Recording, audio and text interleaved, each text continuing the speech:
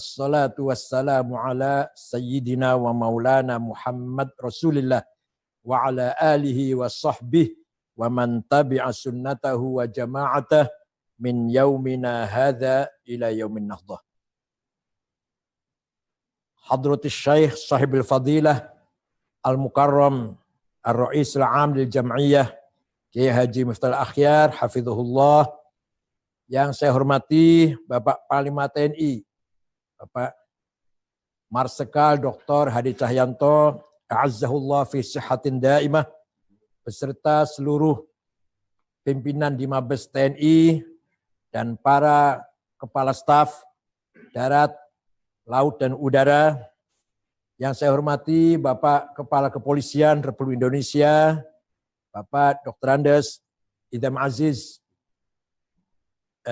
MA, dan seluruh pimpinan Polri, para peserta, para hadirin hal bihalal melalui virtual ini.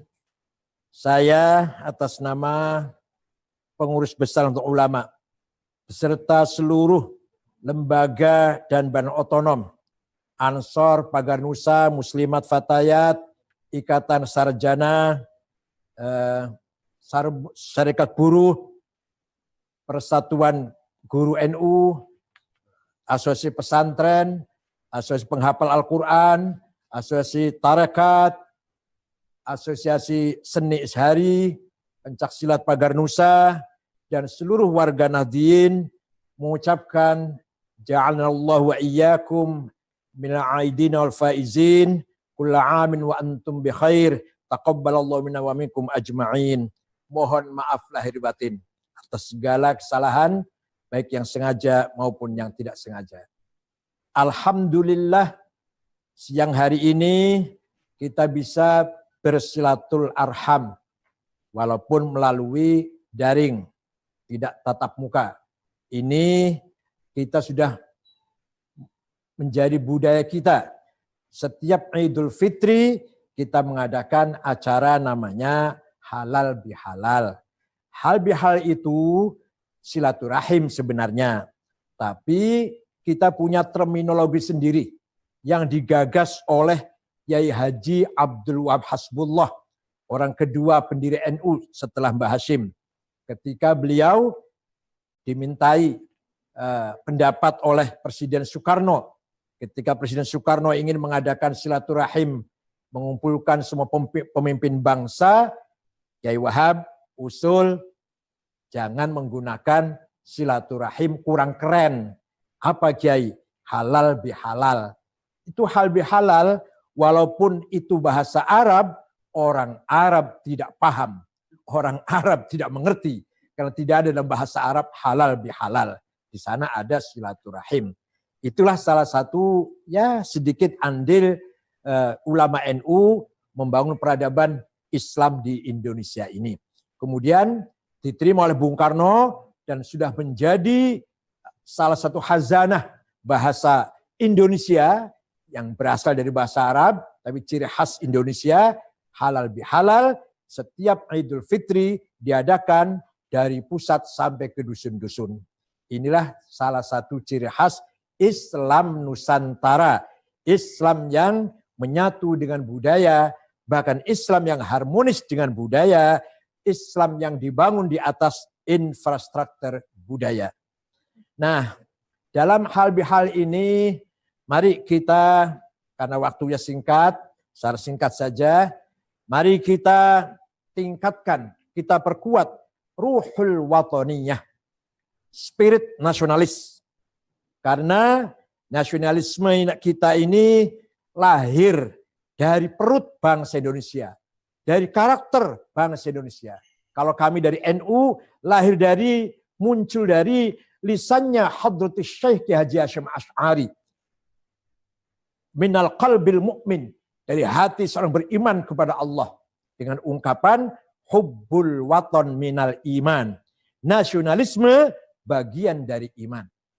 Maka nasionalisme kita bukan nasionalisme yang sekuler, bukan nasionalisme yang tidak lepas dari agama, tapi nasionalis religius Karena diangkat dari rasa cinta tanah air, yang cinta tanah air tersebut merupakan ajaran Nabi Muhammad, merupakan prinsipnya Nabi Muhammad SAW ketika beliau akan hijrah meninggalkan kota Mekah. Beliau mengatakan yang artinya, wahai kota Mekah, engkau adalah bumi yang sangat kucintai, bumi yang sangat kuhormati. Aku cinta padamu wahai kota Mekah. Seandainya penduduk kota Mekah tidak mengusirku, aku tidak akan meninggalkanmu wahai kota Mekah. Itu artinya Nabi Muhammad cinta tanah air. Ada semangat nasionalis dengan kecintaannya kepada tumpah darahnya, tempat kelahirannya, yaitu kota Mekah. Nah, ada ungkapan Arab dikatakan, man laisa lahu ard, laisa lahu tarikh, wa man laisa lahu tarikh, laisa lahu dzakirah. Barang siapa tidak punya tanah air, maka tidak akan punya sejarah. Barang siapa tidak punya sejarah, akan terlupakan, akan oleh masyarakat, oleh dunia internasional akan terlupakan. Contoh seperti suku Kurdi, suku besar, banyak ulamanya, banyak orang pinternya. Tapi sekarang terlupakan karena suku Kurdi tidak punya tanah air sendiri. Sebagian besar masuk Turki, sebagian besar lagi masuk Irak, sebagian kecil masuk Iran dan Suriah. Maka menjaga keutuhan tanah air, ruhul wataniyah, merupakan perintah agama Islam. Beda dengan nasionalisme di Timur Tengah di Arab yang datang dari Ernest Renan, diperjuangkan oleh seorang nasionalis ideolog namanya Mitchell Aflaq dari Damaskus, yang menggembleng pemuda-pemuda Arab, Saddam Hussein, Hafid Assad, Jamal Nasir, Habibur Ghaibah, Muammar Gaddafi, Hawari Boumediene, dengan nasionalisme yang sekuler, nasionalisme sosialis. Kalau di Indonesia di kita ini nasionalis religius. Indonesia yang merdeka dengan berdarah-darah, korban para ulama, para santri luar biasa. Resolusi Jihad Hasyim Asy'ari tanggal 22 Oktober 1945 yang isinya adalah membela tanah air fardu ain. Membela nasionalisme kita ini wajib bagi setiap pribadi, seperti sholat.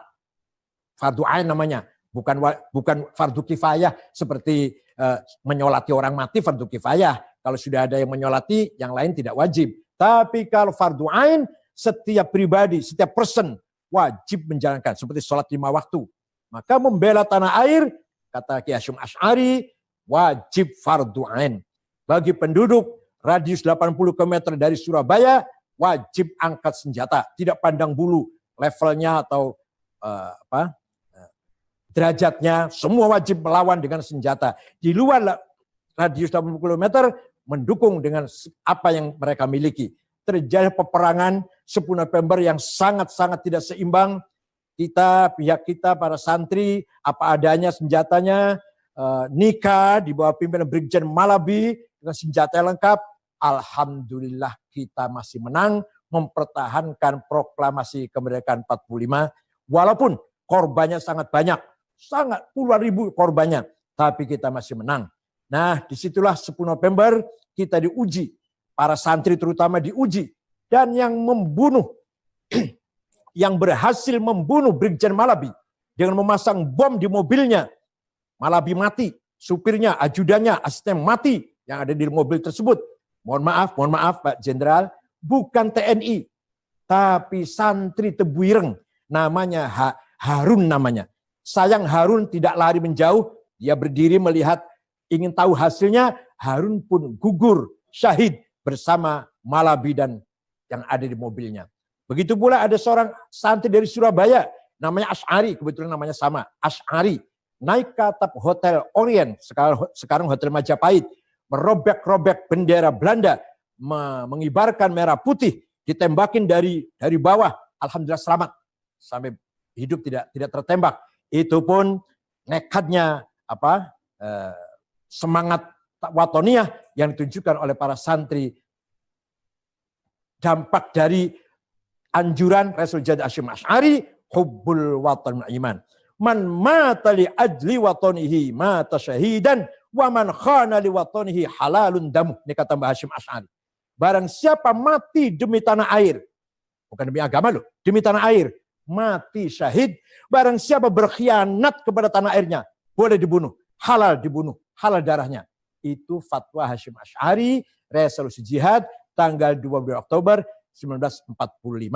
Maka kita pun terima kasih kepada pemerintah, kepada Presiden Jokowi yang telah menetapkan tanggal 20 Oktober menjadi Hari Santri Nasional. Walaupun belum libur, belum tanggal merah, tapi sudah merupakan pengakuan peran para kiai, para santri tanggal 10 November. Tanpa pengorbanan santri, tanpa resolusi jihad Hasyim Asy'ari, barangkali sejarah Indonesia akan berbeda dengan yang kita lihat sekarang. Itulah semangat nasionalis. Yang kedua, mari kita kuatkan, kita perkuat ruhut ta'addudiyah. Semangat pluralis, semangat bineka, semangat menghormati perbedaan. Karena perbedaan itu sunnatullah. Sudah kehendak Allah, by design azali. Sejak Allah mendesain alam semesta ini berbeda-beda, beragam. Warna, bahasa, budaya, suku, bahkan agama. Oleh karena itu, kita tidak boleh menghina, merendahkan, mencaci maki agama orang lain, suku lain, budaya lain, kelompok lain, bahasa orang lain, warna kulit orang lain. Lihat di Amerika. Lihat di Amerika. Yang sedang kita lihat sekarang hari-hari ini. Apa itu yang terjadi? Yang terjadi adalah kulit putih sangat menghina kulit hitam. Di kita alhamdulillah Islam sudah mengajarkan kullukum min Adam wa Adam min turab fala fadlan arabin ala ajam illa bittaqwa. Kamu semua wahai manusia dari Adam. Adam dibikin dari tanah liat. Tidak ada perbedaan antara Arab dan non-Arab. Kalau sekarang antara Eropa dan non-Eropa lah. Antara kulit putih dan kulit hitam. Kecuali dengan takwa. Oleh karena itu dalam Al-Quran ditegaskan wala tasubbul ladzina min dunillah fayasubbul adwan bighairi ilm kadzalika zayyana likulli ummatin amalahum. Jangan sekali-kali kamu caci maki agama lain. Jangan sekali-kali kamu caci maki Tuhan yang selain Allah. Karena apa? Karena nanti mereka mencaci maki Allah. Mereka mencaci maki Islam. Nah, kadzalika zayyana likulli ummatin amalahum. Demikianlah saya jadikan bagi setiap umat budayanya masing-masing. Kebanggaannya masing-masing. Tradisinya, agamanya masing-masing. Maka kita tidak boleh mencaci maki budaya orang lain. Begitu pula dalam ayat Quran yang lain, walaula daf'ullahi nasa ba'dhum ba'd lahuddimat sawami'u wa bi'un wa salawatun wa masajid kadzu fi hasmullahi katsira. Allah mengizinkan di muka bumi ini ada sawami' gereja, bi'un pagoda atau wihara atau pura, wa salawatun dan tempat-tempat salat yang lain, kelenteng, wa masajidu dan ada masjid. Itu Quran ini. Quran mengatakan Allah merestui atau mengizinkan biarkan di muka bumi ini ada keberagaman agama. Ada gereja, ada wihara, pura, kelenteng, tempat-tempat salat yang lain dan ada masjid. Di mana semuanya adalah merupakan tanda simbol keimanan sebuah bangsa, sebuah masyarakat. Oleh karena itu kalau kita lihat agama Islam yang sebenarnya, agama Islam yang sebenarnya, Islam diddut tatarruf, diddul tasyaddud, diddul irhab. Islam anti kekerasan, anti radikalisme, apalagi anti terorisme. Suatu ketika ada sahabat namanya Hasin al-Khazraji, mempunyai anak tidak mau masuk Islam. Dirayu, dinasihatin gak mau masuk Islam. Lama-lama habis sabarnya mengancam, kalau kamu nggak masuk Islam, saya bunuh kamu. Ayah ngancam anak. Segera langsung turun ayat Al-Quran. La ikraha fiddin. Tidak ada kekerasan, teror, intimidasi dalam dakwah agama. Itu ayah mengancam anak. Apalagi bukan ayah, bukan paman, bukan ponakan, bukan anak. Ayah tidak boleh ngancam anaknya karena demi agama. Ini Islam, ini Al-Quran ini. Maka sekali lagi Nahdlatul Ulama yang didirikan oleh Mbah Hasyim Asy'ari, kakeknya Gus Dur, jangan lupa. Ya, Hasyim Asy'ari pendiri NU adalah kakeknya Gus Dur, pahlawan nasional. Cita-citanya adalah ingin memperkuat ukhuwah Islamiyah, persaudaraan sama umat Islam. Tapi nggak berhenti di situ, tidak berhenti di situ. kekuatan ukhuwah Islamiyah diteruskan menjadi ukhuwah watoniyah. Kekuatan persaudaraan sebangsa dan setanah air, lintas agama, lintas budaya. Kekuatan sebangsa tanah air, ukhuwah watoniyah ini, persaudaraan sama sebangsa tanah air, tidak berhenti di situ. Kita lanjutkan menjadi ukhuwah insaniyah, persaudaraan sesama umat manusia. Itu cita-cita Mbah Hasyim Asy'ari. Dunia yang bersaudara, dunia yang bersatu, tanpa perang, tanpa senjata perusak massal, dunia yang damai, dunia yang saling melengkapi, saling mendukung, saling menyempurnakan. Itulah cita-cita Nahdlatul Ulama yang diajarkan oleh Hadratus Syekh Kiai Haji Hasyim Asy'ari. Mudah-mudahan dengan hal bihala ini, TNI, Polri, Nahdlatul Ulama sebagai garda terdepan yang mengawal keselamatan, keutuhan bangsa Indonesia. Bukan hanya keutuhan geografi, bukan hanya keutuhan tanah dan laut, tapi keselamatan budaya, keselamatan kekayaan alamnya, keselamatan tambang-tambangnya, keselamatan budayanya, akhlaknya, moralnya, karakternya. Mari kita jaga bersama-sama. Jazakumullah khairal jaza. Syukran wa dumtum fil khairi barakati wan najah. Wallahul muwaffiq ila aqwamit thoriq. Wassalamualaikum warahmatullahi wabarakatuh. Waalaikumsalam.